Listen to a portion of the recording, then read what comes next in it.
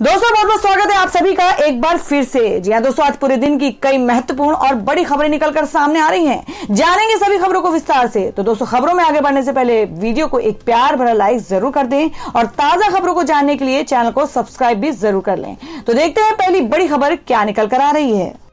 दोस्तों, आज की पहली बड़ी खबर बता दें जो कि कृषि कानूनों को लेकर है। जी आपको बता दें कि कृषि कानूनों के खिलाफ तेज हुआ आंदोलन।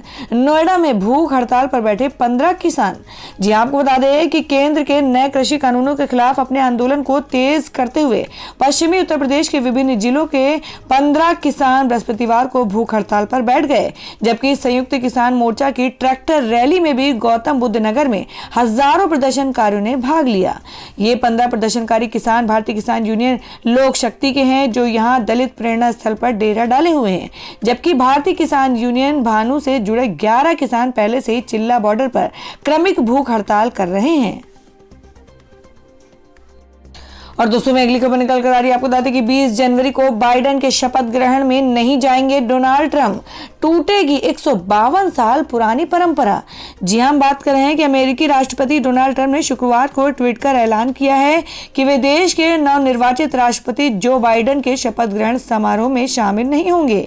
डेमोक्रेटिक पार्टी के 78 वर्षीय नेता बाइडेन 20 जनवरी को राष्ट्रपति पद की शपथ लेंगे। वहीं भारतीय मूल के नेता 56 वर्षीय कमला हैरिस उपराष्ट्रपति पद की कमान संभालेंगी। ट्विटर अकाउंट्स पर से 12 घंटे के बैन के बाद राष्ट्रपति डोनाल्ड ट्रंप ने गुरुवार को ट्वीट कर कहा कि जो पूछ रहे हैं मैं उन्हें बता दूं कि मैं 20 जनवरी को शपथ में नहीं जाऊंगा। अमेरिकी संसद में हिंसा और खून खराबे के बाद उन्होंने सत्ता हस्तांतरण को भले ही स्वीकार कर लिया है, लेकिन उनका यह ट्वीट इस बात का संकेत है कि वे अभी भी चुनाव नतीजे को लेकर विरोध जता रहे हैं। और दोस्तों में अगली खबर में आपको बता दें कि जो कि कोविड वैक्सीनेशन को लेकर है। जी आपको बता दें कि प्रधानमंत्री मोदी सभी राज्यों के मुख्यमंत्रियों के साथ बैठक के बाद कर सकते हैं टीकाकरण की तारीख का ऐलान। जी हम बात करें कि अगले हफ्ते टीकाकरण शुरू होने से पहले प्रधानमंत्री नरेंद्र मोदी सोमवार को सभी मुख्यमंत्रियों के साथ बैठक करेंगे। टीकाकरण की चाक चौबंद तैयारियों को परखने के लिए शुक्रवार को पूरे देश में एक बार फिर इसका पूर्वाभ्यास किया गया, जो स्वास्थ्य मंत्रालय के मुताबिक पूरी तरह से सफल रहा है। इसके साथ ही मंत्रालय सीरम इंस्टीट्यूट और भारत बायोटेक के साथ वैक्सीन खरीद के समझौते को अंतिम रूप में देने जुट गया है। हालांकि वैक्सीन की कीमत और सप्लाई की गारंटी को लेकर बातचीत अटकी हुई है। स्वास्थ्य मंत्रालय के एक वरिष्ठ अधिकारी ने कहा कि देश में बनी 2 वैक्सीन की पूरी दुनिया में मांग है। इसको देखते हुए ये जरूरी है कि ये सही और जरूरतमंद लोगों तक पहुंचे। इसलिए प्रधानमंत्री मोदी सोमवार को खुद मुख्यमंत्री के साथ बैठक कर वैक्सीन वितरण की प्रक्रिया को सही तरीके से चलाने में उनकी सक्रिय भागीदारी सुनिश्चित करने की कोशिश करेंगे। गौरतलब है कि कोरोना काल में लॉकडाउन और अनलॉक की प्रक्रिया के दौरान भी प्रधानमंत्री सभी मुख्यमंत्रियों के साथ वर्चुअल बैठकें करते रहे। देश के सभी जिलों में टीकाकरण के दूसरे पूर्वाभ्यास को सफल बताते हुए अधिकारी ने कहा कि सारी तैयारियां पूरी हो चुकी हैं और अगले हफ्ते कभी भी लाभार्थियों को वैक्सीन देने का काम शुरू किया जा सकता है। और दोस्तों में अगली खबर में आपको बता दें कि औरंगाबाद के नाम पर सियासी बयानबाजी जारी। सीएम उद्धव ठाकरे ने कहा सेकुलरिज्म की विचारधारा में औरंगजेब कहीं फिट नहीं। जी हां, आपको बता दें कि महाराष्ट्र के औरंगाबाद का नाम बदले जाने पर सियासी बयानबाजी का दौर जारी है। औरंगाबाद का नाम संभाजी नगर करने के प्रस्ताव पर कल महाराष्ट्र के मुख्यमंत्री उद्धव ठाकरे ने कहा कि औरंगजेब सेकुलर नहीं था, वो हमारे सेकुलरिज्म की विचारधारा में कहीं फिट नहीं बैठता। दरअसल औरंगाबाद का नाम संभाजी नगर करने के प्रस्ताव का कांग्रेस ने विरोध किया है। कांग्रेस की आलोचना के बाद पहली बार उद्धव ठाकरे ने चुप्पी तोड़ी है। कांग्रेस ने औरंगाबाद का नाम बदल जाने पर आपत्ति जताई तो मुख्यमंत्री उद्धव ठाकरे ने बयान दिया कि कांग्रेस की ओर से आलोचना किए जाने के बाद शिवसेना नेता संजय राउत ने सवाल किया कि क्या सरकारी दस्तावेजों में छत्रपति संभाजी महाराज के नाम का इस्तेमाल करना अपराध है। आपको बता दें कि संभाजी छत्रपति शिवाजी के बड़े बेटे थे। अब मुख्यमंत्री ने कहा है कि सेकुलरिज्म की हमारी विचारधारा में औरंगजेब कहीं फिट नहीं बैठते। ऐसे में औरंगाबाद के नाम को लेकर महाविकास अघाड़ी में तकरार दिखने लगा है। गौरतलब है कि महाराष्ट्र के मुख्यमंत्री कार्यालय की ओर से किए गए एक ट्वीट औरंगाबाद का जिक्र संभाजी नगर के तौर पर किया गया था, जिसके बाद से नाम को लेकर सियासत शुरू हो गई है। और महाराष्ट्र सरकार में मंत्री और कांग्रेस नेता बाला साहब थोराट ने कहा है कि उनकी पार्टी नाम बदले जाने का विरोध करेगी। और दोस्तों मैं अगली बड़ी खबर निकल कर आ रही है आपको बता दें कि बाबरी मस्जिद विध्वंस मामला फिर पहुंचा कोर्ट, सीबीआई कोर्ट के फैसले को चुनौती। जी हम बात कर रहे हैं कि बाबरी मस्जिद विध्वंस मामले में लखनऊ की केंद्रीय जांच ब्यूरो की विशेष अदालत के फैसले के खिलाफ शुक्रवार को इलाहाबाद हाई कोर्ट की लखनऊ खंडपीठ में एक याचिका दाखिल की गई। याचिका हाजी महबूब द्वारा दायर की गई है, जो अयोध्या सूट में याचिका करता है। विशेष सीबीआई अदालत ने अपने फैसले में बीजेपी के वरिष्ठ नेता लाल कृष्ण आडवाणी, मुरली मनोहर जोशी और उमा भारती सहित सभी 32 आरोपियों को मस्जिद के विध्वंस में शामिल होने के आरोपों से बरी कर दिया था। इसके खिलाफ याचिका दायर की गई है। लखनऊ में बेंच में क्रिमिनल रिवीजन पिटीशन दाखिल all India Muslim personal law board की ओर से अयोध्या निवासी हाजी महबूब और हाजी सैयद अखलाक अहमद ने याचिका दाखिल करते हुए कहा, सीबीआई विशेष अदालत द्वारा आरोपियों को बरी किए जाने के विशेष अदालत के फैसले को याचिकाकर्ताओं ने चुनौती देने का फैसला किया है। सीबीआई विशेष अदालत के फैसले के खिलाफ लखनऊ बेंच में क्रिमिनल रिवीजन पिटीशन दाखिल किया गया है। बता दें, हाजी महबूब और हाजी अखलाक बाबरी मस्जिद विध्वंस मामले में गवाह भी थे। तो दोस्तों खबरों में आगे बढ़ने से पहले जान लेते हैं आज के माइंड के उसके सवाल को। आज का सवाल आपको बताना है कि मणिपुर के मुख्यमंत्री का क्या नाम है। इसका जवाब आपको वीडियो के नीचे कमेंट बॉक्स में देना है और सही जवाब देने वाले को रैंडमली सिलेक्ट किया जाएगा और वो जीत सकते एक बम्पर पुरस्कार। तो बढ़ते अगली खबर की ओर। और दोस्तों मैं अगली खबर निकल कर आ रही है आपको बता दें कि यूट्यूब की सबसे बड़ी सिंगर बनी नेहा कक्कड़, डायमंड अवार्ड पाने वाली पहली भारतीय महिला गायिका। जी आपको बता दें कि बॉलीवुड सिंगर नेहा कक्कड़ के खाते में एक और बेहद ही शानदार उपलब्धि जुड़ गई है। नेहा कक्कड़ को यूट्यूब डायमंड अवार्ड दिया गया है, जिसे पाने वाली वो पहली भारतीय गायिका बन गई है। नेहा ने खुशखबरी इंस्टाग्राम पर साझा की और उन्हें खूब बधाइयां मिल रही हैं। इस अवार्ड के मिलने पर नेहा ने अपनी फैमिली और फैंस के लिए स्पेशल मैसेज लिखा है। नेहा ने यूट्यूब डायमंड अवार्ड के साथ फोटो साझा करते हुए लिखा, इंडिया की पहली सिंगर जिन्हें यूट्यूब का डायमंड अवार्ड मिला है, ये सब मेरे परिवार के सपोर्ट के बिना नहीं हो पाता। मम्मी पापा, टोनी भाई, सोनू दीदी और आप, मैं आप सभी को थैंक यू कहना चाहूंगी। आप सभी को मेरा प्यार। Thank you YouTube India. मेरे नेहार्ट्स को थैंक यू स्पेशली। नेहा ने रोहनप्रीत के लिए लिखा कि परिवार के नए सदस्य के लिए बहुत प्यार। और दोस्तों अगली खबर में आपको बता दें कि पुलिस के समक्ष पेश हुई कंगना रनौत। अपने खिलाफ हुई शिकायत पर बोली, मुझे क्यों प्रताड़ित किया जा रहा है। जी हां, आपको बता दें कि बॉलीवुड अभिनेत्री कंगना रनौत और उनकी बहन रंगोली चंदेल राजद्रोह मामले में बयान दर्ज कराने के लिए बांद्रा पुलिस के समक्ष आज पेश हुई हैं। इनके खिलाफ सोशल मीडिया के जरिए नफरत फैलाने के आरोप के तहत FIR दर्ज करवाई गई थी। कोर्ट ने मुंबई पुलिस को केस दर्ज करने का आदेश दिया था, जिसके बाद पुलिस ने कंगना और की बहन को पेश होने के लिए समन भेजा था, जिसके बाद दोनों बहनें कल अपने बयान दर्ज कराने पुलिस के समक्ष पेश हुई हैं। हालांकि अभी तक कंगना और रंगोली अलग अलग कारणों से पुलिस के समक्ष पेश नहीं हो रही थी। कंगना ने भी FIR को रद्द कराने के लिए बॉम्बे हाई कोर्ट में याचिका दायर की थी। इस FIR और इसके बाद चली प्रक्रिया को लेकर कंगना ने एक वीडियो संदेश जारी करते हुए कहा है कि जब से उन्होंने अपने मन की बात बोलनी शुरू की है, तभी से उन्हें परेशान किया जा रहा है।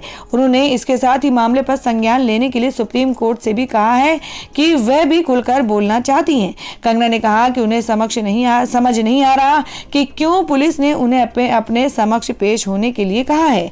अपने वीडियो के कैप्शन में उन्होंने लिखा है, क्यों मुझे मानसिक, भावनात्मक और अब शारीरिक रूप से प्रताड़ित किया जा रहा है। मुझे इस देश से जवाब चाहिए। मैं आपके लिए खड़ी हुई हूँ और अब मेरे लिए खड़े होने की आपकी बारी है। जय हिंद।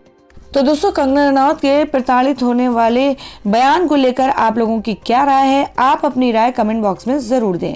बढ़ते अगली खबर की ओर। और दोस्तों मैं अगली खबर में आपको बता दें जो कि बिहार से है। आपको बता दें कि तेजस्वी यादव का दावा, कहा बिहार में गिरेगी NDA सरकार, महागठबंधन मध्यावधि चुनाव के लिए तैयार। जी हां, आपको बता दें कि नए साल में RJD नेता तेजस्वी यादव पहली बार पटना पहुंचे हैं। पटना पहुंचते ही नेता प्रतिपक्ष तेजस्वी यादव ने NDA सरकार पर जमकर हमला बोला। उन्होंने कहा कि हमने पहले ही कह दिया था कि बिहार में NDA की सरकार गिरेगी। मध्यावधि चुनाव के लिए महागठबंधन पहले से ही तैयार है। तेजस्वी यादव ने कहा कि 16 साल से जेडीयू और बीजेपी की सरकार है, वे बिहार के लिए अभिशाप है। बिहार सबसे नौजवान प्रदेश है और इस एनडीए की सरकार ने बिहार के युवाओं को बेरोजगार बना दिया है। हम लोग बार बार कहते हैं कि यह जनादेश की चोरी करके सत्ता में आए हैं। तेजस्वी यादव ने कहा कि बिहार में 16 साल से नीतीश कुमार की सरकार चल रही है, ये बिहार के लिए पूरी तरह से अभिशाप बन गया है कि छात्र, किसान, मजदूर, जीविका दीदी, सरकारी कर्मचारी सभी लोग नीतीश सरकार से त्रस्त हैं। उन्होंने कहा कि पूर्णिया में पूरे गांव ने भ्रष्टाचार के खिलाफ नीतीश कुमार मुर्दाबाद के नारे लगाए हैं। ये सरकार सत्ता की लोभी है और सत्ता के लोभ में बिहार को बर्बाद कर दिया है। और दोस्तों में अगली खबर आ रही है जो कि फिल्म जगत से है। जी आपको बता दें कि हॉस्पिटल से डिस्चार्ज हुए आशिकी फेम राहुल रॉय, कहा अभी ठीक होने में समय लगेगा। जी हम बात करें कि आशिकी फेम एक्टर राहुल रॉय को अस्पताल से छुट्टी मिल गई है।